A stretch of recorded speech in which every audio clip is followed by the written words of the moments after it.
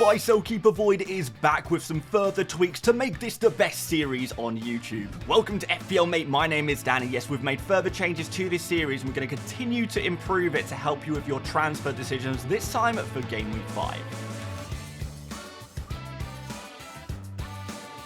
Before we start, the latest episode of the Stick to FPL podcast is now up and available. If you prefer that longer form FPL content or just want something to listen to whilst you're having your commute to work or maybe whilst you're playing some video games, that is up right now. Check it out. Link at the top of the description if you want to follow along or just search Stick to FPL on your favorite podcast platform. Okay guys, so we really are determined to make sure this series does improve. I really believe in the current format, but I do agree that maybe we can make some further changes to it to make it easy to understand as possible. So guys, keep that feedback coming in and we will try to improve it as we go week by week. But just to confirm how this works is we are first of all going to be looking at keeps and sells in this category through each position in FPL. The players at the top are players you should be prioritizing as keeps, and players towards the bottom, if you have these players, you should be selling them. This works as a tier list, and the first three categories are about players you already own in FPL. So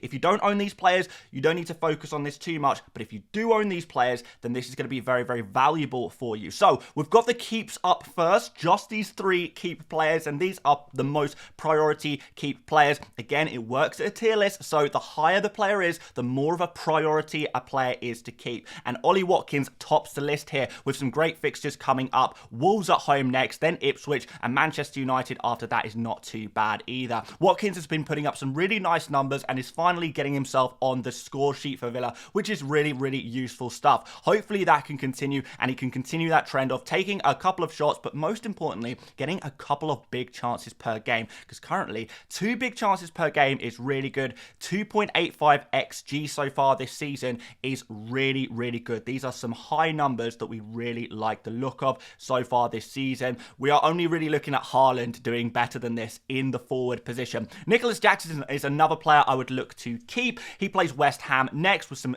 decent-ish fixtures after that, but certainly this week I think he's fine. Another player with really high XG, so looking to score goals, getting some big chances to score. And Wood, if you have Chris Wood in your team, I would be keeping him as well. The fixtures are a little more mixed, so I don't know if he's necessarily a player I would buy, but if you do already have him, I think he's definitely worth holding on to as we go into some, well, slightly easier fixtures than that Liverpool game anyway that we saw in game week 4. Now we move on to the monitor section, and if you have these players, well, you may consider selling them, but I don't think they are definite sells. Havertz, for example, unless you are planning on wildcarding in game week 6, I think you just hold on to him for the Man City game, ready for that Leicester and Southampton at home games after that. His numbers are again pretty decent, not quite the same level as Watkins and Jackson, who have been putting up really nice numbers, but what we've seen from Arsenal is most of their chances are coming via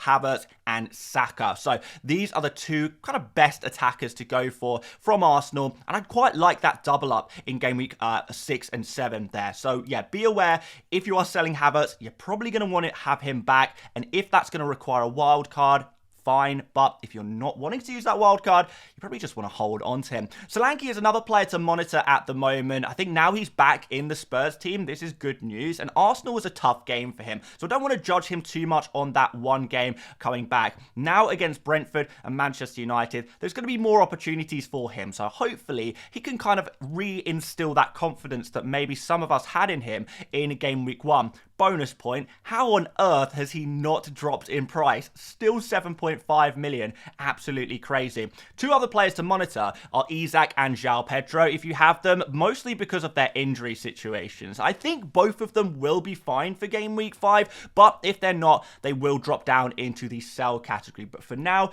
these are not players that you have to sell. You could possibly sell them, but I don't think there's any strong need to sell them necessarily. Fulham away is fine for Isak, so no real problem there. And although João Pedro's numbers aren't particularly good among these other players, he is a player on penalties, and I think when he is fit, he is going to be nailed for Brighton. So one to keep an eye on. I think they're both going to be fine, but if they're not, then obviously they drop into the sell category. Now, speaking of the sell category, Welbeck is the first player in here, and maybe I'm being a little harsh here, but I've not seen too much from him over the last 2 game weeks. Obviously did really well in game week 1 and 2, but he has dropped off since then, and as such, I'm a little bit worried about minutes going forward, because unfortunately for Welbeck, well, there is a lot of other forwards that can play for Brighton. Ferguson is now back, Rutter is going to be there, João Pedro can obviously play in that striker position as well, so that I'm a little bit worried about Welbeck going forward. Another point about João Pedro and Welbeck is I think their fixtures from game week, maybe even this game week to be fair, Nottingham Forest are, a fairly decent defence actually. The fixtures aren't great. There's nothing that stands out here as a great fixture we absolutely have to target. They're really average fixtures. So maybe there are going to be some other opportunities elsewhere for our forwards in FPL. So yeah, possible sell there for Welbeck. As for Muniz and Wissa, these are 2 sells. So Muniz, now rotation risk. Jimenez played instead of Muniz in game week 4 and he scored in that game. So that's bad news for Muniz indeed. And we've also got Wissa, who has been confirmed that he is going to be out for quite some time. It could be months before we see Wissa in action again. So if you did pick him up, well, congratulations for the goal against Man City, but I think it's time to sell this guy right now. Moving on to the midfielders, and the players I'd be most likely to keep from the midfield category is Eze, Palmer and Saka. I don't think there's anything too wrong with any of these players. Eze, very unlucky again last game week to not get a return. I know I keep saying, unlucky not to get returns, etc, etc. But if a player keeps shooting this much, keeps getting these amount of chances, and is creating now as well for his teammates, then there is going to be results eventually. And Manchester United are at home. This is a game where Eze is going to be allowed to take a lot of shots on, and he's already an absolute shots machine. So this could lead to that odd goal that you really, really want for a 6.9 million midfielder. So would look to keep him. Bonus point on Eze, yes, Mateta took the penalty last game in game week 4. However, we do know from the quotes from Glasner that Eze is not off penalties, it's just that Mateta and Eze are going to share penalties going forward. So we're not sure who's going to take each penalty in each game. So it's not complete bad news for penalties for Eze. It is just maybe a little bit of bad news. But still, worth keeping, in my opinion. Still another 2 great fixtures to look forward to. If you're thinking of selling Palmer, I would forget that idea immediately. Yes, his underlying numbers aren't fantastic with only 0.85 XG so far this season, but West Ham is a great opportunity. And if you don't have Salah in your team, Palmer is definitely a potential captain option for you this game week if you don't want to go for Haaland against Arsenal. So would love to keep him as well. Saka, another player to keep. Again, similar situation to the Havertz situation. I think you just hold him for game week 5, and then after that, you're going to be very glad you kept him. Because if you do sell Saka this week, you are 100% going to want to have him back in game week 6. There is no shadow of doubt. So unless you're using a wild card in game week 6, and in fairness, some of you will be, you probably do want to go ahead and keep him. Lots of players to monitor this week in the midfield positions. I think I would edge towards keeping most of these guys, but I would also understand if you did want to sell them. So there's somewhere in the middle. Jota, Gordon, Madueke, I would look to, just keep an eye on them for now. None of them are doing really badly or anything like that. Most of them, with the exception of De Bruyne, still have good fixtures in game week 5. So I think they are all worth keeping. And as for ourselves, Bernardo now rotation risk, particularly with Foden coming back into the team. Son is playing way too wide for Spurs, and he's just not looking like good value for money at that 10 million price tag. And Ødegaard, well, still don't know what his injury status is, but we can only assume that he won't play. Even if he does, it's against Man City. I think you probably just lose him. He's not putting up the same numbers as Saka, even when fit. So I think he is a player worth selling. For defenders, I would definitely keep Trent. I know that 1-pointer in game week 4 was super disappointing, but honestly, this guy, the hauls are coming. They really, really are. I mean, look at his creative numbers, man. 1.87 expected assists already. How he hasn't managed an assist yet is somewhat of an anti-miracle, I suppose. These numbers are seriously legit. Liverpool's defensive numbers really, really good again in game week 4, and unlucky to concede that wonder goal from Callum Hudson-Odoi, so would not be judging Trent on that one at all. Pedro Porro is another player who I would look to keep now, with the fixtures looking pretty decent. Brentford and Man United up next, and I like Pedro Porro for his attacking attributes. He takes a lot of shots on. 8 shots for a defender is really, really nice actually, so do quite like that. A little bit of creativity there as well, not quite as much as Trent, but certainly very respectable here. But don't hold your breath on those clean sheets. And Saliba, I would probably keep him as well, to be honest. Again, mostly for game week 6 and 7, but even against Manchester City, I mean, how quickly did people give up on Arsenal defenders against Spurs? Well, Arsenal kind of do often prove that, well, they can keep a clean sheet against anyone. That is just kind of what they do. On to the monitor section. Gvardiol, Concert, Lewis, and Mazraoui I would be keeping an eye on. I don't think they are necessarily sells, but not super confident about any of them. Gvardiol, yes, really good numbers, looking more and more creative, but there's 2 big problems. One, he was benched for the first time this season in game week 4. I actually think that's usually a good sign for Manchester City players in general. The main Man City players, if they're rested for 1 game, that usually means they're going to go on an extended period of starts after that. But it's very difficult to predict with Pep, of course. The other issue is that he just hasn't been picking up very many FPL points despite Manchester City's great defensive numbers. It is just a problem there. But at the same time, he is very close to being a keep for me. Definitely not a sell, and well, not an automatic sell for me personally, because there is still a lot of good things to come from him. But don't expect too much in that Arsenal game. We're really looking at the fixtures after that for Gvardiol, where he could impress. Konsa has been disappointing. Obviously, Aston Villa defensive numbers are, you know, not that great, but more importantly, they just seem to be conceding goals at the moment, which is rather frustrating, of course. So yeah, is that going to continue? Quite possibly. I think Rico Lewis being subbed at half-time in game week 4 is probably a bad sign for him, and maybe his run of very, very regular starts is maybe coming to an end now. As with Mazraoui, I think with Luke Shaw coming back in soon, we may eventually see Mazraoui drop out of the starting 11 for Manchester United as well. So monitor, but not quite a sell. There are a few defenders that I would sell, however. Munoz, Burn, and Trippier would be out of the door for me. Munoz has probably been one of the biggest disappointments so far this season in the defensive position. I think we all expected a lot more from him, but unfortunately, Palace have just been awful defensively. A real surprise, but it is what it is, and we need to respond to that information. The next fixture is against Manchester United, which I'm not too hopeful about. Everton, you know, after that, have been scoring a couple of goals, and then Liverpool. It's not looking good, Brev. Time to move on the Crystal Palace defenders, I think. And similar situation with Newcastle. Their defensive numbers have just been so poor. Never look likely to keep a clean sheet. And Trippier, you know, he's not even a starter anymore for Newcastle, is he? So with Fulham away and then Manchester City, wouldn't be holding up any hope, really, for clean sheets in these 2 fixtures. You can sell them both. So again, just so you know how this video kind of works now is, again, it's a tier list. So the players towards the top, I would be looking to buy. The players towards the bottom, I would not be looking to buy. And the higher the player is, the more of a target they should be within their position. First of all, we'll do forwards.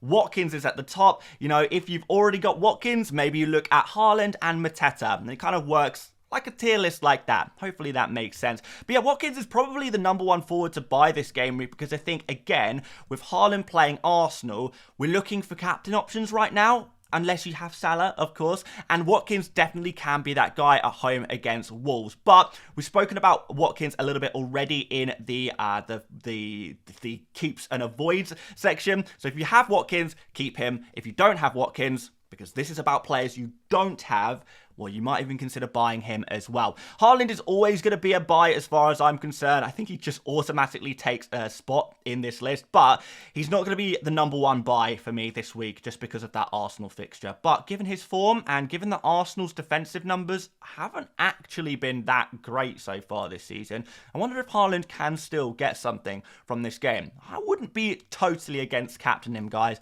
if I'm totally honest. Mateta has definitely seen a boost in recent weeks. Now we know he's going to be taking some penalties, this is really, really good news. His attacking numbers are pretty decent as well, and the next two fixtures against Manchester United and Everton are really nice opportunities for points. So even though he started the season maybe less spoken about because of him playing a lot of minutes at the Olympic Games.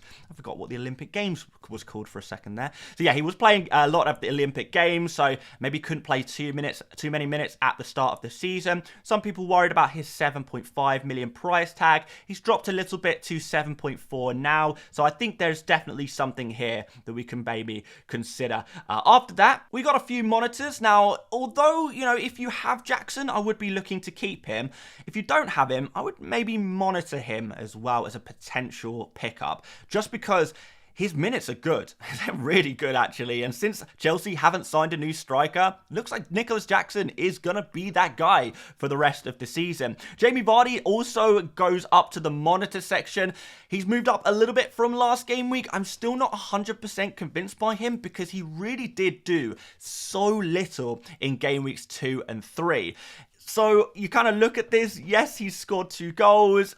Look at the context of these goals. He's only taken 3 shots this season. I don't know if this is sustainable, but, you know, the Everton at home fixture is good. We've got Southampton coming up for them as well. That Arsenal away fixture in game week 6 is obviously off-putting, but I think we at least have to have a look at him. Dominic Calvert-Lewin is just unfortunately a player that I just struggle to trust him. Maybe I've been burnt by him too many times this season, but I think he's at least a monitor now. If you want to go for him, then fair enough. There's a little bit of a risk attached to him, but he's just like Vardy, he's another penalty taker, which is always useful, and he is getting a few chances to score now, which is pretty useful. He's been actually reasonably clinical so far this season. Hasn't finished everything that's come his way, but yeah, he's scoring goals, which is good. 2 goals in 2, got an assist last week as well, the week before last, which is pretty helpful. And João Pedro, I think, is another monitor player. Not as keen on him as I was last week because of that potential injury issue, and obviously if the fixtures now do start to get a little bit worse. You would probably think that Ipswich game was the great fixture, but even that, is Ipswich even a good fixture anymore? I'm not sure. Welbeck, I think, drops into the avoid for similar situations as to why I wouldn't be buying him. Lack of form in the last 2 game weeks, fixtures starting to take a bit of a dip now, and yeah, maybe some rotation on the near horizon for him. Not as much as João Pedro, if fit, but certainly I'm a little bit more worried about Welbeck, so I would not be looking to buy him right now. As for some other avoids here, Havertz, it's not the week to buy him. If you don't have him already, I wouldn't buy him. If you do have him, I'd keep him. If you don't have him, I wouldn't buy him. Hopefully that makes sense. I know it sounds strange, I think, to some people that a player can be both an avoid and a kind of a keep-ish player, but that really is how it works. You know, we have limited amount of transfers, and you can't always just be buying, selling the same players every other week just to have the perfect team every week. But yeah, if you are looking at Havertz, this is just not the week for it. Away against City, it's not the week to buy him, I don't think. But yeah, we're going to have a very different conversation in game week 6, I'm sure, as we will see Havertz right at the top of the buys and avoids tier list here. And Wissa, with that injury, straight up avoid. Yeah, scored in game week 4, doesn't matter. He's out for months, avoid. Our first midfield buy is going to be Salah. Yeah, if you can afford to get Salah into your team, he's definitely going to be worth considering with this fixture at home against Bournemouth. He is the standout captain for this game week, so it makes so much sense to buy him right now. And I think actually he can be a very good long-term hold as well, particularly if you can manage to fit him in with Haaland and Saka. I know that's a lot, probably a lot easier said than done, but certainly if you can get to Salah without ripping up your team too much, and if you're using free transfers, I think it's well worth it for the captaincy in game week 5. But if you can't quite afford Salah, or maybe you already have him, and Burmo is another great buy option for this week. The fixtures have turned after that Man City game. He's got, he's a penalty taker, and without Wissa, even though Mbeumo and Wissa make a really nice combination, I wonder if Mbeumo actually could be more of a focal point now in this Brentford team and maybe get even more opportunities to score. So he's looking pretty good. His creative numbers are actually really good as well here. And if his teammates can finish off more chances, he's going to get a couple of assists now in the near future. As we've discovered, Spurs is a very good fixture. And Mbeumo is a set-piece taker, which is always nice against Spurs. And yeah, just think he's a great pick in general with some good fixtures coming up. Cole Palmer, another player to consider if you want to look for a new captain this game week and you don't like the look of some of the others. So he's going to go in the buy section as well. Luis Diaz just about misses out in the buy section. I think he's almost a buy. And if you feel strongly either way about Luis Diaz, then maybe you can consider buying him anyway, because he is very close to that buy section in that kind of 4th place in this particular tier list. Fixtures look good. He probably looked like the most likely to score for Liverpool in that last game as well, which is rather nice, and the fixtures are pretty decent again for him. Madueke is another player to monitor at the moment. The fixtures are okay. The form is, I don't know, it's difficult to say, isn't it? Since that hat-trick, we've not seen a huge amount from Madueke, but he's a good price at 6.6 million. Smith Rowe has definitely improved from last game week, where I wasn't too convinced by him, but doing more in the game, more creative, taking shots from more dangerous areas, which is very, very nice indeed. And his stats are starting to pick up a little bit. There's still nothing elite, but he's 5.7 million, man. He's a super cheap guy. And Ahmad is in the monitor section as well, but he's very close to being an avoid. And the worrying thing is, it's minutes. I just don't understand how Garnacho is still out of the Manchester United starting 11. It seems like an absolute joke. Garnacho is he looks brilliant. I think he's a fantastic football player. And although I like Ahmad as well, surely Garnacho's got to get his chance eventually. And Ahmad's numbers, actually not that amazing as things currently stand. And our avoids, I'm going to put McNeil in here. Yes, he has scored a goal, but he's not really getting too many chances to score goals. Creative numbers are good for him with Everton, a little bit more attacking, but do I trust him? I don't know if I do, so I'm going to put him in avoid for now. Semenyo would not be buying against Liverpool away, just not the right fixture to buy him. And of course, Onana is going to go in the avoid section as well. He's a defensive midfielder, and I think people kind of saw a little bit more of what he was all about in Game Week 4, didn't we? Subbed at half-time, by the way, in Game Week 4, which is kind of interesting. I think that was probably more tactical than anything else, but still not a player I'd be looking to bring into my team for the long term. Defenders to buy. Of course, Trent is your #1 priority defender to bring into your team. We've already spoken about him. As for the other players, well, we've got a nice cheap option emerging in Aina. And I really want to highlight Nottingham Forest's defensive numbers at the moment, because they really are brilliant. They're putting up the 3rd best defensive numbers so far this season, and they've only conceded 2 goals as well, which is very impressive. I know some people were a little bit worried about maybe these numbers may be short term,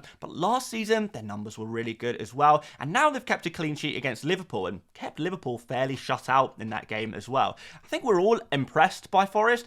4.4 million is also a very nice price tag indeed. So Aina, definitely a player to look at if you are looking for that cheap defender to go for. Pedro Porro is kind of that slightly expensive defender, I guess. Would consider buying him again now after we've had that Arsenal fixture out the way. I think Pedro Porro has to come back into the conversations, as the fixtures do look much better from here on out for Spurs. Now, I'm looking at these players, but I'm not ready to put them in the buy category quite yet, so they're in monitor for now. Digne, first of all, notorious FPL troll who has burned so many people so many times, but he comes in with another assist. But Aston Villa's defensive numbers are still worrying, and I'm still worried about Maatsen coming in for Villa at a certain point. But certainly a player to consider, certainly a player to continue to monitor. If you do fancy going for him ahead of this Wolves fixture, then I wouldn't totally blame you. But I think I'm leaning towards Forest defenders a little bit more at the moment. Gabriel is one to monitor against Manchester City. He is not an automatic buy for this game week,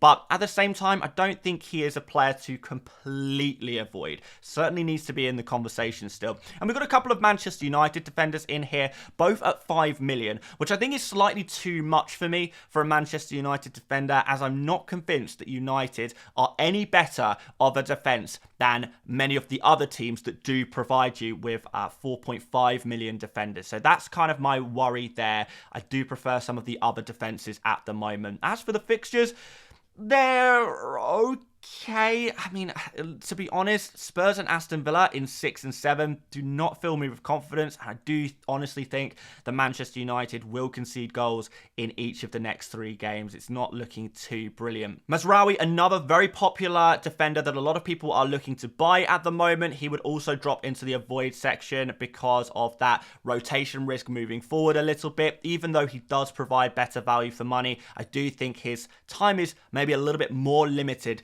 than the likes of De Ligt and Dalot, who I think are more longer term options for Manchester United. Lewis is no longer a player I would be looking at buying. First of all, with that Arsenal fixture, Newcastle away is not amazing either, but it's mostly the rotation risk that I think is going to develop more and more and more as each week goes on. I think you're looking for trouble if you're buying Lewis in Game Week 5. And Veltman, pretty popular this week as well, but he's another player I would be looking to avoid alongside Lewis Dunk, unless you are wildcarding in Game Week 6, because I think the Brighton defenders could be a nice short-term option for Game Week 5 only, but after that, Chelsea, Spurs, and then Newcastle. This run of 3 fixtures is not good if you're a defender. I definitely think if you're an attacker, you could maybe get something against these teams, but if you're a defender, you're gonna be in a little bit of trouble here against some of these teams. So yeah, would not be looking to buy a Brighton defender unless you're going for a super short-term punt. But of course, remember guys,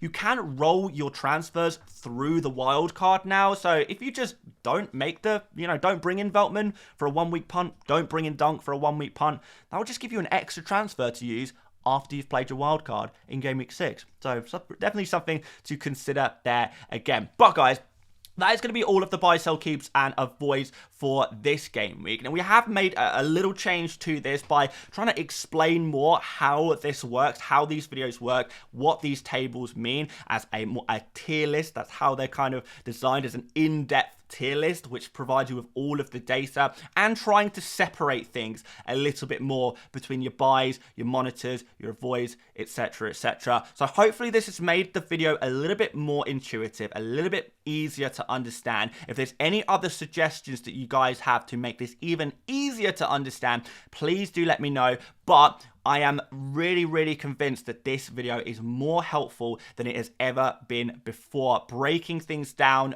talking about more players, giving you guys more options. And I know it's not spoon feeding, this is the one player you have to buy this week. FPL is more complicated than that. And if we just say buy this defender, only buy Trent, then we don't get to talk about players like Aina, who is also a really good option at that cheaper price tag. So it gives us a few more options to talk about various players, and I think it's really, really useful in that sense. So let me know if you have any further feedback. The more in-depth the feedback is, the better, and I will look to continue to improve this series to help you guys, I just guess, work with it a little bit better, so you guys are loving it. But I know there's also been a lot of positivity. Some people do really like the way this series is going, so obviously massive thank you for you guys for that as well. But make sure you drop a like if for nothing else but the effort that does go into these videos. Subscribe if you're new around here. Check out the podcast episode using the link in the description if you'd like to, and I'll see you for tomorrow's videos. See you later, mates. Bye bye.